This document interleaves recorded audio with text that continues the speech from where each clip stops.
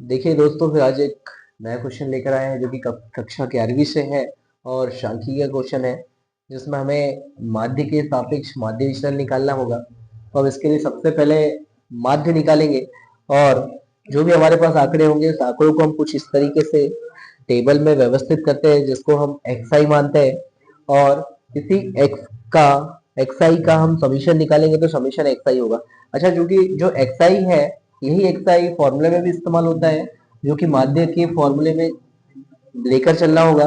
और माध्य का जो सूत्र होगा x bar is equal summation xi upon n होता है, जो कि n क्या कहलाएगा, n जो आंकड़ों की टोटल संख्या है ये n मानी जाती है। हम इसको गिन लेंगे 1 2 3 4 5 6 7 8, इस तरीके से n का जो मान होगा वो 8 हो जाएगा। तो अब हम यहाँ से समीशन xi जो निकालेंगे वो 72 है, यहाँ मान रखेंगे फॉर्मूले में अपॉन 8, तो x बार की वैल्यू 9 आ गई। तो इस तरीके से पहले हम माध्य के सापेक्ष माध्य विचलन निकालने के लिए माध्य निकालते हैं, और माध्य जो आएगा वो माध्य हमारे पास कितना आ गया, 9 आ गया। अब देखें, हम इस माध्य के थ्रू माध्य की सहायता से हम सबसे पहले मॉड में xi माइनस x बार बनाते हैं।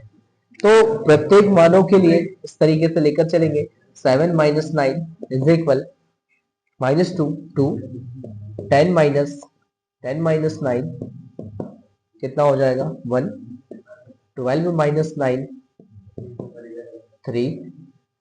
देखिए, माइनस में अगर कोई वैल्यू आती है मॉड से तो मॉड हटाने के बाद हम उसे सीधे सीधे धनात्मक वैल्यू में लेते हैं।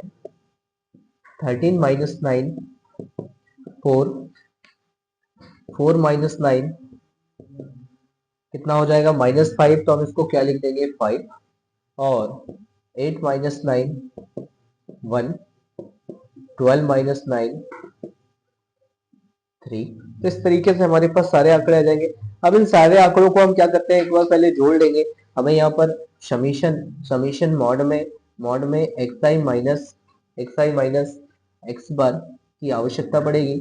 तो हम इनका योग जब निकालते हैं तो कितना हो जाएगा 3 4 9 9 9 और 4 13 13 और 3 16 17 19, और 19 और 3 कितना हो जाएगा 22, है ना। तो इस तरीके से यहाँ समीशन मॉड में xi माइनस x बार की वैल्यू जो है वो 22 आ गई। अब हम यहाँ लिखेंगे माध्य के सापेक्ष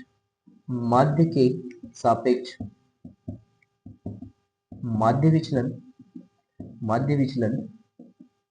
तो आइए देखते हैं इसका फॉर्मूला क्या हो जाएगा। समीशन मॉड में xi minus x bar upon n। देखिए, जब तक के हम माध्य नहीं निकालेंगे तब तक हमारे पास माध्य के सापेक्ष माध्य विचलन निकालना संभव नहीं होगा, और उसके लिए हमारे पास ये मानों को निकालना अनिवार्य होगा, है ना।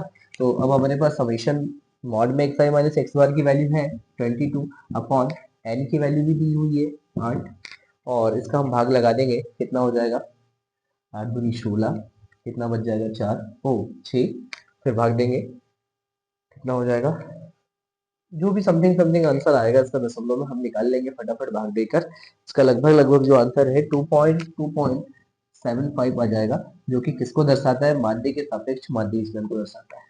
तो हम इस तरीके के जितने भी क्वेश्चन होंगे जिसमें खाली xi दिया होगा उन सारे मानों को इस विधि से आसानी से और सरलता से कर सकते हैं। लाइक करें, शेयर करें और सब्सक्राइब करें।